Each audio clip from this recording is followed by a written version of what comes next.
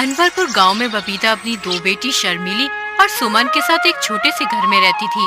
बबीता के पति का कुछ समय पहले ही इंतकाल हो गया था, इसलिए बबीता सोचती है कि उसकी बेटियों की शादी जितनी जल्दी हो जाए उतना ही बेहतर है। मुंशी जी, मैंने आपसे कितनी बार कहा है, कोई रिश्ता देखकर बताओ लड़की के लिए। लड़की 19 साल की हो गई है। भाभी जी, मैंने बहुत जगह बात की, लेकिन हर कोई दहेज मांगता है। कोई कुछ मांगता है तो कोई कुछ मांगता है। मुंशी जी, तुम तो जानते ही हो हमारे घर में कोई काम करने वाला नहीं है। मैं जो दूसरों के घरों में काम करके पैसा कमाती हूँ, उससे तो बस घर का खर्चा ही चल पाता है। ऐसे में हम दहेज कहाँ से देंगे? भाभी जी, एक रिश्ता है, लेकिन आदमी की उम्र लगभग 50 साल है। उसकी पहली पत्नी मर चुकी है, पहली पत्नी से 2 बच्चे भी हैं, लेकिन आदमी मालदार है।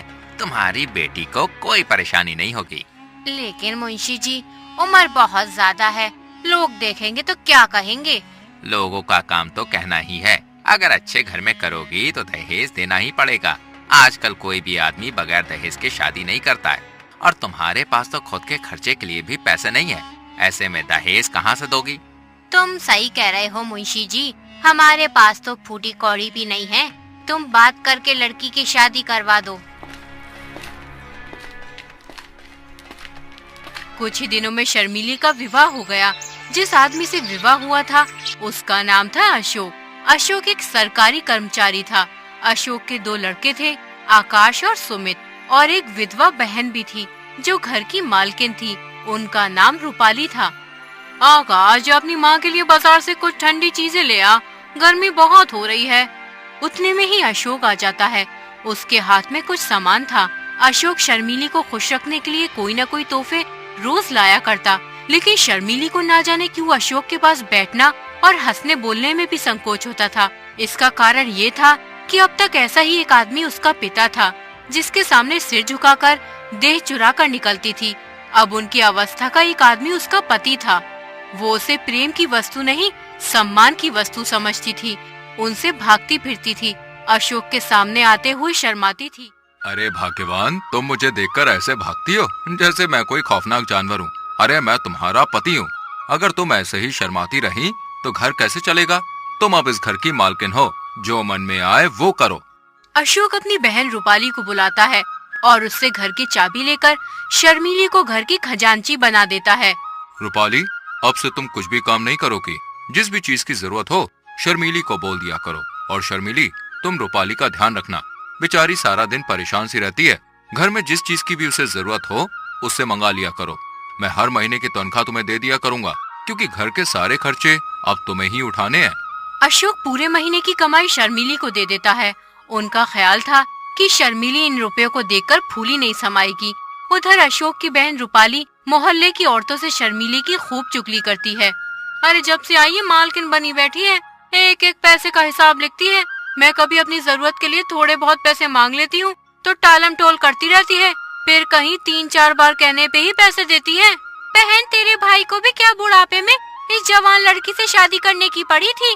कोई मेल भी तो हो, देखने में उनकी बेटी लगती है। अपनी शादी न करके अशोक की शादी कर लेता तो सही रहता। अरे चल बहन, मैं चलती हूँ। पता नहीं निगोड़ी घर में क्या कर रही होगी। बच्चे स्कूल से आने ही वाले होंगे, चल के देखती हूँ खाना बनाया है कि नहीं, कहीं बच्चे भूखे तो नहीं बैठे रहे। रूपाली उस दिन से शर्मिली से जलने लगी थी, जब से अशोक ने उसे घर का खजांची बना दिया था। रूपाली हर वक्त शर्मिली को अच्छी बुरी सुनाती थी और उस पर नए नए आरोप लगाती थी। एक दिन शर्मिली छत पर किसी काम के लिए जाती है तो रूपाली कहती है, अरे न लाज है न शर्म, निगोड़ी ने हाया भून खाई है। अब क्या कुछ दिनों में बाजार में नाचेगी, लोग देखेंगे तो क्या कहेंगे कि कल परसों की बहू छत पर चढ़ी डोल रही है। अरे अपने घर को सीखा था या नहीं? दीदी, मैं कपड़े लेने गई थी, आंधी बहुत तेज आ रही थी, कपड़े कहीं उड़ न जाए इसलिए मैं चली गई थी। अरे मुझे बुला लेती, मैं क्या मर गई थी? लेकिन तू मुझे क्यों बुलाएगी? तुझे तो दूसरों से नैन लड़ाने हैं। घर का सारा काम यूं ही पड़ा है, बच्चे स्कूल से आने ही वाले होंगे, उनके लिए खाना पकाया है कि नहीं? सुबह से कपड़े ही धो रही थी, बस अभी फारिग हुई हूँ, अब खाना ही बनाने जा रही थी। अरे 2 जोड़ी कपड़े धोने में सुबह से दोपहर कर देती है, किसी बात की कोई फिक्र ही नहीं है। न बच्चों की फिक्र है न अशोक की, खुद तो पूरे दिन खाती ही रहती है और बच्चों को भूखा रखती है। आज उनकी माँ होती तो कितने प्यार से रखती उन्हें, बेचारे की जिंदगी खराब हो गई। पहले पैसे मेरे हाथ में रहते थे तो बच्चों को थोड़े बहुत पैसे दे दिया करती थी, लेकिन जब से अशोक ने पैसे तुझे देना शुरू किए हैं तब से तूने बच्चों को 1 रुपए भी नहीं दिए हैं। बिना माँ के बच्चों को कौन पूछे। पहले 1 रुपये की मिठाइयाँ खा जाते थे, अब धैले धैले को तरसते हैं। शर्मिली बिना कुछ कहे रूपाली की सारी बातें सुनती रहती है। बेचारी कभी उल्टा जवाब नहीं देती। एक कमरे में जाकर खूब रोती और अपने नसीब को कोसती, लेकिन रूपाली को शर्मिली पर बिल्कुल तरस नहीं आता। वो छिप छिप कर उसे बातें सुना करती। शर्मिली रूपाली को देखकर कांपती रहती थी। एक दिन शर्मिली ने अपने पति से कहा, आप जरा जीजी को समझा दीजिए, क्यों मेरे पीछे पड़ी रहती हैं? तुम्हें कुछ कहा है क्या? रोज ही कहती हैं, बात मुंह से निकालना मुश्किल है। अगर उन्हें इस बात की जलन हो कि ये मालकिन क्यों नहीं बनी है तो आप उन्हीं को रुपए पैसे दीजिए, मुझे नहीं चाहिए। यही मालकिन बनी रहे, मैं तो केवल इतना ही चाहती हूँ कि कोई मुझे ताने न दिया करे। ये कहते कहते शर्मिली की आंखों से आंसू बहने लगे। अशोक को अपना प्रेम दिखाने का ये बहुत ही अच्छा मौका मिला। मैं आज ही उनकी खबर लूंगा, साफ कह दूंगा, मुंह बंद करके रहना है तो रहो, नहीं तो अपनी राह लो। इस घर की मालकिन वो नहीं है, तुम हो। वो केवल तुम्हारी सहायता के लिए। अगर सहायता करने के बदले तुम्हें परेशान करती है तो उनके यहाँ रहने की कोई जरूरत नहीं है। अरे मैंने सोचा था कि विधवा है, अनाथ है, पाव भर आटा खाएगी, पड़ी रहेगी। जब और नौकर चाकर खा रहे हैं तो वो तो अपनी बहन ही है। लड़कों की देखभाल के लिए एक औरत की जरूरत भी थी तो रख लिया, लेकिन इसका मतलब ये नहीं है कि वो तुम्हारे ऊपर राज करे। लड़कों को सिखा देती है कि जाकर माँ से पैसे मांगे। लड़के आकर मेरी जान खाते हैं, घड़ी भर लेटना मुश्किल हो जाता है। डांटती हूँ तो वो आंखें लाल पीली करके दौड़ती है। मुझे समझती है कि लड़कों को देखकर जलती है। ईश्वर जानते होंगे कि मैं बच्चों को कितना प्यार करती हूँ। आखिर मेरे ही तो बच्चे हैं, मुझे उनसे जलन क्यों होने लगी? तुम्हें जो लड़का परेशान करे उसे पीट दिया करो। मैं भी देखता हूँ कि कौन आंखें लाल पीली करता है। अशोक को तो मैं बोर्डिंग हाउस में भेज दूंगा, बाकी सुमित को आज ही ठीक किए देता हूँ। अशोक ने रूपाली को बुलाया और उससे कहा, तुम्हें इस घर में रहना है या नहीं? अगर रहना है तो शांत होकर रहो, ये नहीं कि दूसरों का रहना मुश्किल कर दो। तुम्हें किसी चीज की कोई कमी है तो मुझे बताओ, शर्मिली को उल्टा सीधा क्यों सुनाती हो? रूपाली समझ गई कि बहू ने सारी बात अशोक को बता दी है, लेकिन रूपाली दबने वाली औरत नहीं थी। वो बोली, अरे क्या हुआ जो तुम इतने आपे से बाहर हो रहे हो? निकल गई सारी बुद्धिमानी।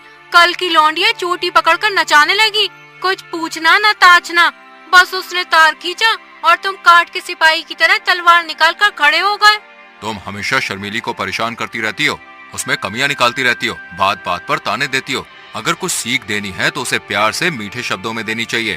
तानों से सीख मिलने के बदले उल्टा और जी जलने लगता है इंसान का। तुम्हारी यही मर्जी है ना किसी बात में न बोलूं, यही सही। लेकिन फिर ये ना कहना कि तुम घर में बैठी थी, क्यों नहीं सलाह दी? जब मेरी बातें जहर लगती हैं तो मुझे क्या कुत्ते ने काटा है जो मैं बोलूं? मेरे से क्या है, कुछ भी करती फिरे, मुझे क्या लेना। इतने में आकाश और सुमित स्कूल से आ गए। आते ही दोनों बुआ जी के पास जाकर खाने को मांगने लगे। जाकर अपनी नई अम्मा से क्यों नहीं मांगते? मुझे बोलने का हुक्म नहीं है। आज से मुझसे कुछ नहीं मांगना, जो लेना है अपनी नई अम्मा से लेना। अशोक दोनों बच्चों को धमकाते हुए कहता है, अगर तुम दोनों ने अपनी माँ को परेशान किया तो दोनों की टांगे तोड़ दूंगा। अरे सारा दिन यहाँ से वहाँ फिरते रहते हो, थोड़ा बहुत पढ़ भी लिया करो। अगर मैंने दोबारा सुना कि तुम दोनों ने अपनी माँ को परेशान किया है तो तुम्हें बाहर भेज दूंगा पढ़ने के लिए। उनको तो आप कुछ नहीं कहते, हम ही को धमकाते रहते हो। कभी भी पैसे वैसे नहीं देते, हम स्कूल यूं ही चले जाते हैं। सब बच्चों के पास स्कूल में पैसे होते हैं और हम बिल्कुल खाली जाते हैं। और वो कहती है अगर मुझसे कुछ मांगोगे, परेशान करोगे तो कान काट दूंगी। मैंने कब कहा था कि तुम्हारे कान काट लूंगी? अभी से झूठ बोलने लगे हो। झूठ की भी हद होती है। मैं तुम्हें कितने प्यार से रखती हूँ कि कोई बुराई न दे। सौतेली माँ बच्चों को परेशान करती है, मैं तो खुद नहीं खाती, लेकिन तुम दोनों को दे देती हूँ। इतना सुनना था कि अशोक ने सुमित के दोनों कान पकड़कर उठा दिया। लड़का जोर से चीख मारकर रोने लगा।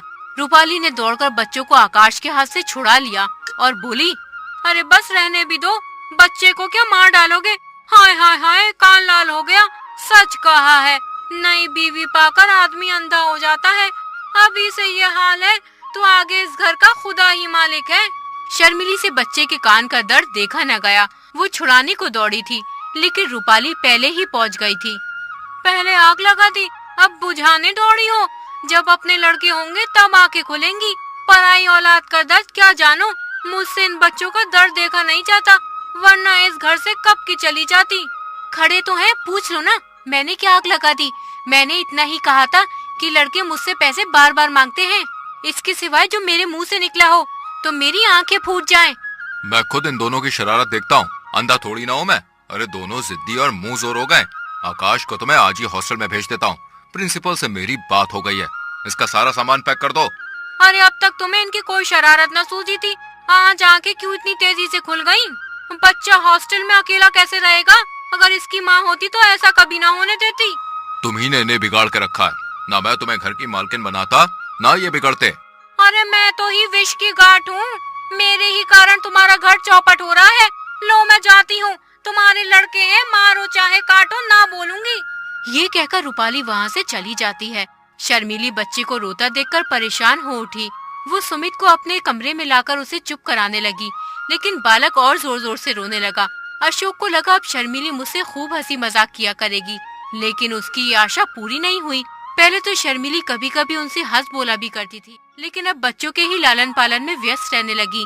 जब घर आते तो बच्चों को उसके पास बैठा पाते, कभी देखते कि उन्हें नहला रही है, कभी कपड़े पहना रही है, कभी उनके साथ कोई खेल खेल रही है और कभी कभी कोई कहानी सुना रही है। एक दिन अशोक का एक दोस्त अशोक से मिलने आया और अशोक से कहने लगा, आजकल तो बहुत अच्छे से हंसी खुशी रहते होगे नई बीवी के साथ। अरे तुम बड़े भाग्यवान हो यार, जो इस अधेड़ उम्र में जवान पत्नी मिल गई। बहुत ख्याल रखती होगी तुम्हारा। यहाँ देखो, अरे जिंदगी बवाल हो रही है। मैं तो दूसरी शादी की फिक्र में हूँ। अरे कोई लड़की वड़की हो तो बताओ यार। अरे ऐसी गलती ना कर बैठना, नहीं तो पछताओगे। लौंडिया तो लौंडों से ही खुश रहती है। हम तुम अब उस काम के नहीं रहे। सच कहता हूँ भाई, मैं तो शादी करके यार बहुत बुरी तरह से पछता रहा हूँ। अरे बुरी बला गले पड़ी। सोचा था 2-4 साल और जिंदगी के मजे उठा लूं, लेकिन अब अरे ऐसा लगता है कि भाई जिंदगी की बहुत बड़ी गलती हो गई। अशोक भाई तुम भी क्या बात करते हो यार। लौंडिया को पंजों में लाना क्या मुश्किल बात है। जरा सैर तमाशे दिखा दो, उनके रंग रूप की तारीफ कर दो, बस रंग जम गया। मैं ये सब कुछ करके हार चुका हूँ भाई।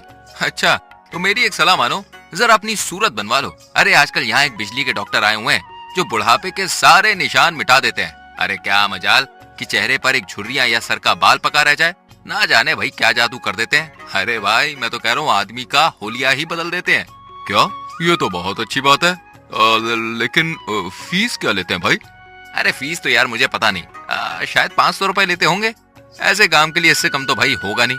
अजी कोई पाखंडी होगा। अरे बेवकूफों को लूट रहा होगा। कोई मेकअप वेकअप लगाकर 2-4 दिन के लिए जरा चेहरा चिकना कर देता होगा। इश्तेहारी डॉक्टरों पर तो अपना विश्वास ही नहीं है। देखो 10-5 की बात होती तो कहता जरा दिल लगी ही सही। 500 रुपए भाई बड़ी रकम है यार। अरे तुम्हारे लिए 500 रुपए कौन सी बड़ी बात है भाई, एक महीने की आमदनी है। अरे मेरे पास तो 500 रुपए होते ना तो सबसे पहला काम यही करता। जवानी के 1 घंटे की कीमत 500 रुपए से कहीं ज्यादा है। अरे यार कोई सस्ता नुस्खा बताओ, इतने पैसे हम नहीं दे सकते। तो फिर जवान लड़कों की तरह कपड़े पहनो, गले में सोने की जंजीर पड़ी हुई हो, आंखों में सुरमा और बालों में खुशबू वाला तेल पड़ा हुआ। अरे तोंद का पिचकना भी जरूरी है। जरा तकलीफ तो होगी, लेकिन फिर देखो कैसे तुमसे हंस हंस के बातें करेगी। और हाँ 10-20 शेर भी याद कर लो। अरे जब भी बात करो ना शायरी कहते हुए करो। 1 महीना मेरी बात का इम्तिहान करके देखो भाई, अगर वो तुम्हारा दम ना भरने लगे तो जो जुर्माना कहो वो दूं। अशोक ने उस वक्त तो ये बातें हंसी में उड़ा दी, लेकिन इसमें से कुछ बातें उसके मन में बैठ गईं। उस दिन से वो हर रोज जवान दिखने के लिए कोई न कोई काम करते। जब भी शर्मीली से बात करते तो 1-2 शायरी जरूर सुनाते। अशोक की ये चाल काम कर गई। दूसरे दिन जब अशोक ऑफिस से घर आए तो देखा शर्मीली अपने कमरे के द्वार पर खड़ी है। आज बहुत दिनों के बाद उन्हें ये कमल खिला हुआ दिखाई दिया। आज इतनी देर कहाँ लगाई, दिन भर रात देखते देखते आंखें फूट जाती हैं। समय से घर आ जाया करो। अरे यार ऑफिस में बहुत काम होता है, ओवर टाइम के पैसे अलग से मिलते हैं। अभी थोड़ा काम और था, लेकिन मैं सिर दर्द का बहाना बनाकर घर आ गया। क्यों इतना काम करते हो? काम उतना ही करना चाहिए जितना आराम से हो सके। प्राण देकर थोड़ी ना काम किया जाता है। मुझे रुपया का लालच नहीं है, तुम आराम से रहोगे तो रुपए बहुत मिलेंगे। भाई आती हुई लक्ष्मी भी तो ठुकराई नहीं जाती ना। लक्ष्मी अगर रक्त और मांस की भेंट लेकर आती है तो उसका ना ही आना अच्छा है। मैं धन की भूखी नहीं हूँ। इस वक्त आकाश स्कूल से लौटा और बोला, अम्मा जी कुछ खाने को दे दीजिए। शर्मीली ने एक प्लेट में खाना लाकर आकाश को दे दिया। आकाश खाना लेकर चला गया। पहले तो घर में आते ही नहीं थे, मुझसे बोलते में भी शर्माते थे। किसी चीज की जरूरत होती तो बाहर से ही मंगवाने के लिए भेजते। जब से मैंने बुलाकर कहा तब से आने लगे हैं। अशोक को आकाश पर संदेह हुआ और कुछ चिढ़कर बोला, ये तुम्हारे पास खाने पीने की चीजें मांगने क्यों आता है?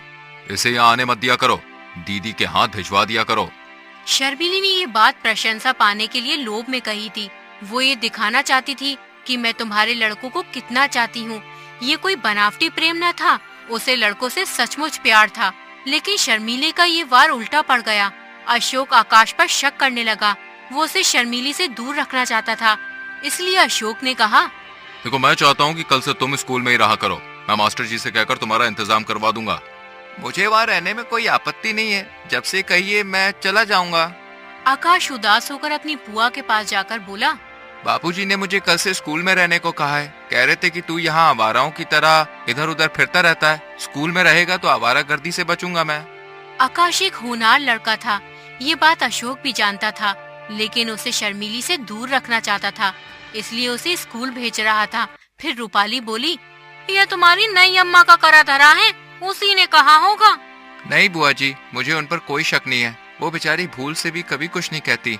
तू ये तिरिया चरित्र क्या जाने, ये उसी की लगाई हुई आग है। देख, मैं अभी जाकर पूछती हूँ। रूपाली झल्लाई हुई शर्मिली के पास जा पहुंची। उसे आड़े हाथ लेने का, कांटों में घसीटने का, तानों से छेदने का, रुलाने का सुअवसर वह हाथ से जाने नहीं देती थी। शर्मिली उनका आदर करती थी, उनसे दबती थी, उनकी बातों का जवाब न देती थी। वह चाहती थी कि ये सिखावन की बातें कहे, जहाँ मैं भूलूं वहाँ सुधारे, सब कामों में देख रेख करती रहे। पर रूपाली उस पे तनी ही रहती थी। मैं पूछती हूँ, क्या तुम सबको घर से निकालकर अकेले ही रहना चाहती हो, जो हर वक्त अशोक के कान भरती रहती हो? क्या हुआ दीदी जी, मैंने तो किसी से कुछ नहीं कहा। आकाश को घर से निकालने की तैयारी हो रही है और उस पर कहती हो मैंने तो कुछ भी नहीं कहा। क्या तुमसे इतना भी देखा नहीं जाता? दीदी जी, तुम्हारे चरणों को छूकर कहती हूँ, मुझे कुछ नहीं मालूम। मेरी आंखें फूट जाएं अगर उसके बारे में मुंह तक खोला हो। मैं खुदा की कसम खाती हूँ। अरे क्यों व्यर्थ कसमें खाती हो? अब तक अशोक कभी लड़के से नहीं बोलते थे। एक हफ्ते के लिए आकाश ननिहाल चला गया था तो इतने घबराए कि खुद जाकर ले आए थे। अब इसी आकाश को घर से निकालकर स्कूल में रखे देते हैं। अगर लड़के का बाल भी बाका हुआ तो तुम जानोगी, वह कभी बाहर नहीं रहा। उसे न खाने की सुध रहती है न पहनने की। जहाँ बैठता है वहीं सो जाता है। कहने को तो जवान हो गया है, पर स्वभाव लड़कों सा ही है। स्कूल में उसकी मरण हो जाएगी। वहाँ किसे फिक्र है कि किसी ने कुछ खाया है कि नहीं? जब घर में कोई पूछने वाला नहीं तो बाहर कौन पूछेगा?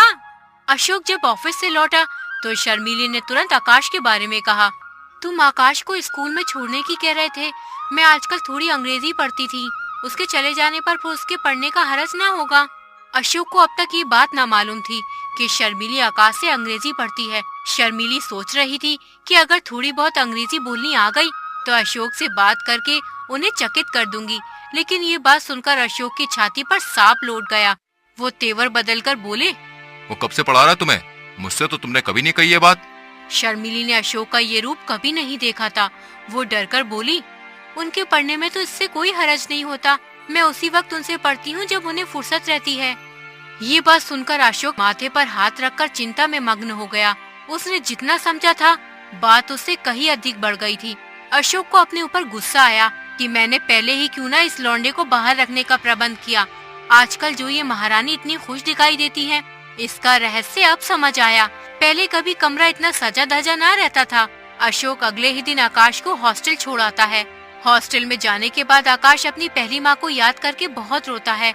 न कुछ खाता है न कुछ पीता है, जिससे उसका शरीर सूख जाता है। जब ये बात शर्मिली को पता चलती है तो वो बहुत परेशान होती है।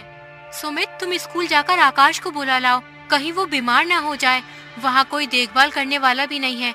तुम आकाश से कहना माँ बुला रही है, तुम्हें बहुत याद करती हैं। माँ, मैं कल जाकर भैया को बुला लाऊंगा। तुम भैया की इतनी चिंता क्यों करती हो? देखो कैसा हाल हो गया तुम्हारा। अगले दिन सुमित आकाश से मिलने स्कूल जाता है और आकाश से कहता है, भैया जी, अम्मा तुम्हें बुला रही है। जब से तुम यहाँ पे आए हो तब से उन्होंने कुछ भी नहीं खाया। दिन पे दिन कमजोर होती जा रही है, सारा दिन बस रोती रहती है। लेकिन जब बाबूजी आते हैं तो वो बाबूजी को खुश रखने के लिए हंसने लगती है। जब कल मैं यहाँ से गया ना तो तुम्हारा हाल पूछने लगी। मैंने कहा वो तो कहते थे कि अब कभी इस घर में कदम न रखूंगा। मैंने कुछ झूठ तो कहा नहीं, तुमने ही मुझसे कहा था। उनका इतना सुनना था कि फूट फूट के रोने लगी। इतने में बाबूजी आ गए। बस तुरंत आके पहुंचकर मुस्कुराती हुई उनके पास चली गई। 2 दिन में वो कितनी दुबली हो गई हैं। तुम्हें ये देखकर उन पर दया आ जाएगी, तो चलो ना मेरे साथ। आकाश बिना जवाब दिए वहाँ से चला जाता है। अब वो समझ जाता है और खुद से ही कहने लगता है, आज तक किसी पिता ने अपने पुत्र पर इतना निर्दयी कलंक ना लगाया होगा। बाबूजी को मुझ पर यह संदेह क्यों हो रहा है? इसका क्या कारण है? मुझ में ऐसी कौन सी बात उन्होंने देखी जिससे उन्हें ये संदेह हुआ? हाँ, अब याद आया। मैं नई अम्मा से कुछ खाने को मांगने गया था। बाबूजी उस समय वहीं बैठे थे। उसी वक्त उनका चेहरा तमतमा गया था। उसी दिन से नई अम्मा ने मुझसे पढ़ना छोड़ दिया। अगर मैं जानता कि मेरा घर में आना जाना, अम्मा जी से कुछ कहना सुनना और उन्हें पढ़ाना लिखाना पिताजी को बुरा लगता है, तो आज ये नौबत नहीं आती। और नई अम्मा, उन पर क्या बीत रही होगी? हाय, उनका सरल हृदय ये आघात कैसे सहेगा? बेचारी मुझे अपना बेटा समझती है और पिताजी मुझ पर शक करते हैं। अम्मा ने 2 दिन से खाना नहीं खाया, हर दम रोती रहती है। कैसे जाकर समझाऊं वो इस अभागे के पीछे क्यों अपने आप को इस परेशानी में डाल रही है? वो बार बार मेरा हाल पूछती है, क्यों बार बार मुझे बुलाती है। कैसे कह दूं कि माँ, मुझे तुमसे जरा भी शिकायत नहीं, मेरा दिल तुम्हारी तरफ से साफ है। बापूजी, तुम ये क्या कर रहे हो? इन ख्यालातों से आकाश की तबीयत बहुत खराब हो गई और उसे एक बहुत ही बड़ी बीमारी हो गई। डॉक्टरों ने लाइलाज बीमारी बता दी। इससे अशोक बहुत परेशान हो गया। उस अनर्थ की कल्पना से ही अशोक के रोंगटे खड़े हो गए और कलेजा धक धक करने लगा। वो आग जो उन्होंने अपने ठिठुरे हुए हाथों को सेकने के लिए जलाई थी, अब उनके घर में लगी जा रही थी। इस करुणा, शोक, पश्चाताप और शंका से उनका दिल घबरा उठा। अगर उसके गुप्त रोने की आवाज बाहर आ जाती तो सुनने वाले रो पड़ते, उनके आंसू बाहर निकल सकते। उन्होंने अपने बेटे के बेरंग चेहरे को प्यार भरी निगाहों से देखा और दर्द से बेहाल होकर उसे अपनी छाती से लगा लिया और इतना रोया कि हिचकी आने लगी।